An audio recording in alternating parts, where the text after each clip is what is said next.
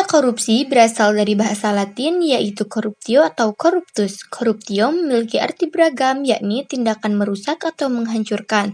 Corruptio juga diartikan kebusukan, keburukan, kebejatan, ketidakjujuran, dapat disuap, tidak bermoral, penyimpangan dari kesucian, kata-kata atau ucapan yang menghina atau memfitnah. Kata corruptio masuk dalam bahasa Inggris menjadi kata corruption atau dalam bahasa Belanda menjadi corruptie. Kata korupsi dalam bahasa Belanda masuk ke dalam perbendaharaan Indonesia menjadi korupsi.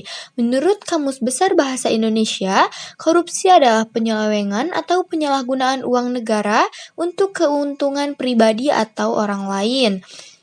Sesuai Undang-Undang Nomor 31 Tahun 1999 Junto, Undang-Undang Nomor 20 Tahun 2001, tindak pidana korupsi bisa dikategorikan menjadi 7 jenis, yaitu merugikan keuangan negara, suap menyuap, pemerasan, penggelapan dalam jabatan, perbuatan curang, benturan kepentingan dalam pengadaan, serta gratifikasi.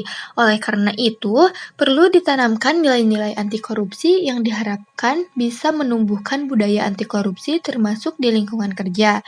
Nilai-nilai anti korupsi oleh KPK. Yang pertama ada jujur, lurus hati, tidak berbohong, tidak curang. Yang kedua ada peduli, mengindahkan, memperhatikan atau menghiraukan orang lain. Yang ketiga mandiri, tidak bergantung kepada orang lain. Yang keempat, disiplin, taat terhadap peraturan, baik yang tertulis maupun tidak tertulis. Yang kelima, bertanggung jawab, siap menanggung akibat dari perbuatan yang dilakukan, tidak buang badan. Yang keenam, kerja keras, gigih, dan fokus dalam melakukan sesuatu, tidak asal-asalan. 7. Sederhana, bersahaja, tidak berlebih-lebihan. Yang kedelapan, berani. Mantap hati dan percaya diri, tidak gentar dalam menghadapi bahaya, kesulitan, dan sebagainya. Yang kesembilan, adil, berlaku sepatutnya, tidak sewenang-wenang. Selain nilai-nilai anti korupsi oleh KPK tersebut, kita juga sebagai mahasiswa perlu memperhatikan hal-hal kecil yang ada pada sekitar kita dan mengubah menjadi hal yang lebih baik lagi. Mencegah korupsi dari diri sendiri diantaranya, yang pertama ada hidup sesuai kemampuan. Salah satu hal yang mendorong kita melakukan korupsi karena seringnya kita tidak merasa cukup dengan bergaya hidup yang tidak wajar atau melebihi dari kemampuan kita. Jangan banyak membandingkan diri sendiri dengan orang lain. Yang kedua, mengatur manajemen waktu. Disiplin waktu dalam menjalani kegiatan sehari-hari dapat membuat perencanaan kegiatan harian akan berjalan dengan baik dan tepat waktu, sehingga dapat mengurangi korupsi dalam hal waktu. Yang ketiga, fokus kepada kinerja dan tanggung jawab pribadi. Selesaikan segala pekerjaan dengan baik dan sesuai dengan kesepakatan atau aturan yang ada. Dengan hal itu, kita tidak akan meleset dari aturan tersebut sehingga dapat menimbulkan korupsi.